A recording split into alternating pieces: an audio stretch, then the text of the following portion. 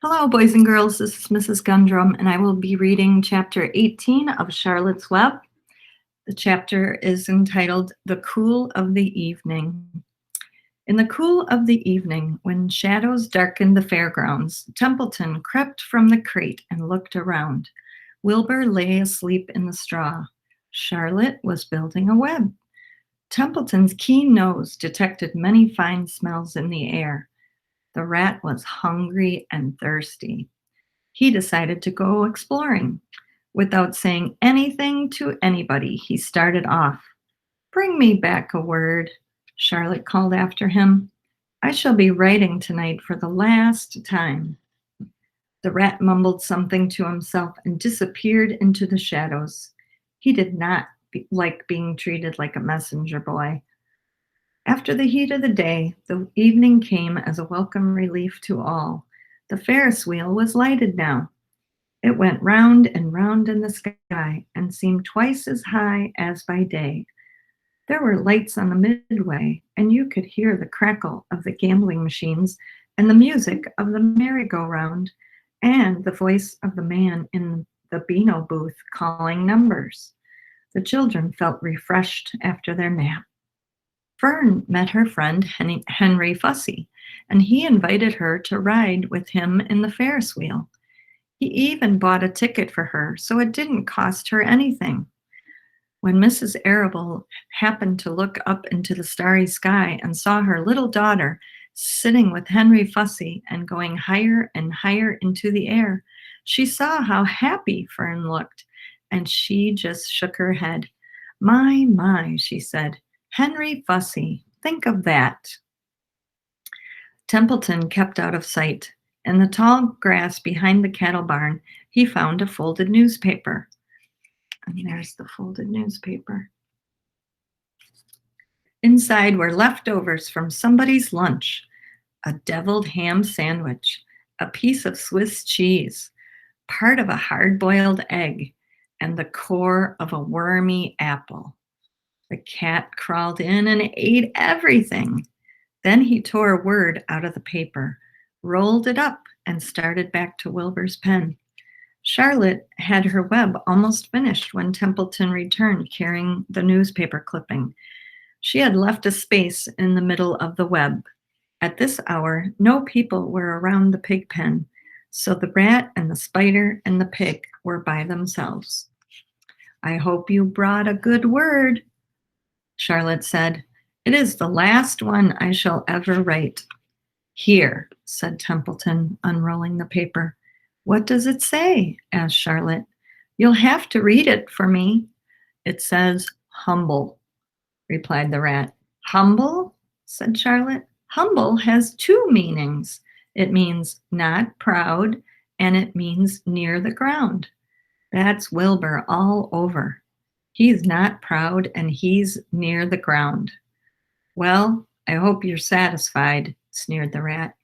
"I'm not going to spend all my time fetching and carrying. I came to this fair to enjoy myself, not to deliver papers." "You've been very helpful," Charlotte said. "Run along if you want to see more of the fair." The rat grinned. "I'm going to make a night of it," he said. "The old sheep was right. This fair's a rat's paradise. What eating and what drinking, and everywhere good hiding and good hunting. Bye-bye, my humble Wilbur. Fare thee well, Charlotte, you old schemer. This will be a night to remember in a rat's life." He vanished into the shadows. Charlotte went back to her work.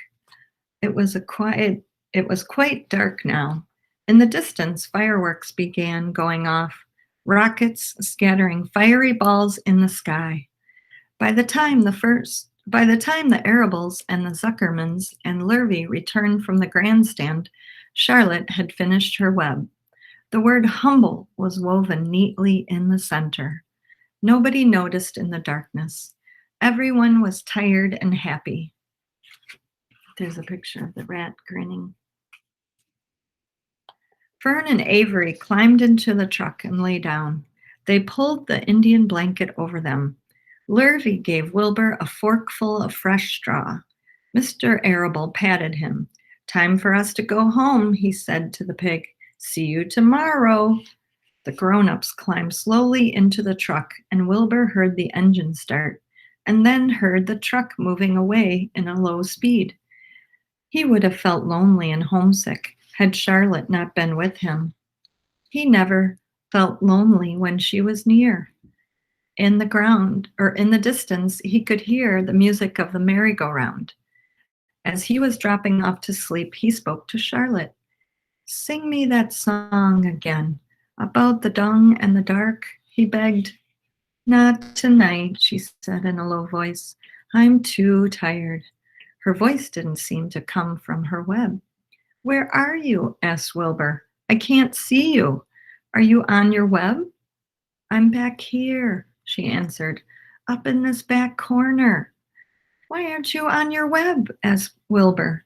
You almost never leave your web. I left it tonight, she said. Wilbur closed his eyes. Charlotte, he said after a while, do you really think Zuckerman will let me live and not kill me when the cold weather comes? Do you really think so? Of course, said Charlotte. You are a famous pig, and you are a good pig. Tomorrow you will probably win a prize. The whole world will hear about you. Zuckerman will be proud and happy to own such a pig. You have nothing to fear, Wilbur, nothing to worry about. Maybe you'll live forever. Who knows? And now go to sleep.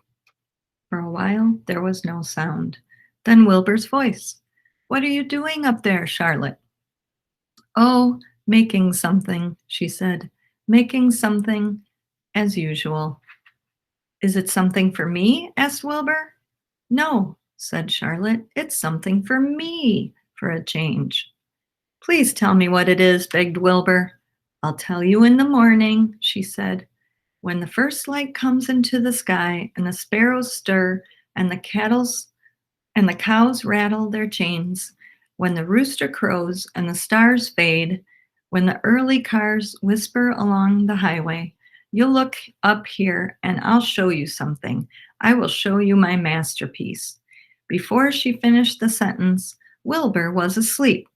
She could tell by the sound of his breathing that he was sleeping peacefully, deep in the straw.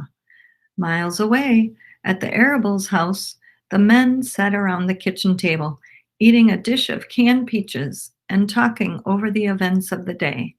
Upstairs, Avery was already in bed and asleep. Mrs. Arable was tucking Fern into bed. Did you have a good time at the fair? She asked as she kissed her daughter. Fern nodded. I had the best time I ever had anywhere or at any time in all of my whole life. Well, said Mrs. Arable, isn't that nice? And that concludes chapter 18. Stay tuned for chapter 19.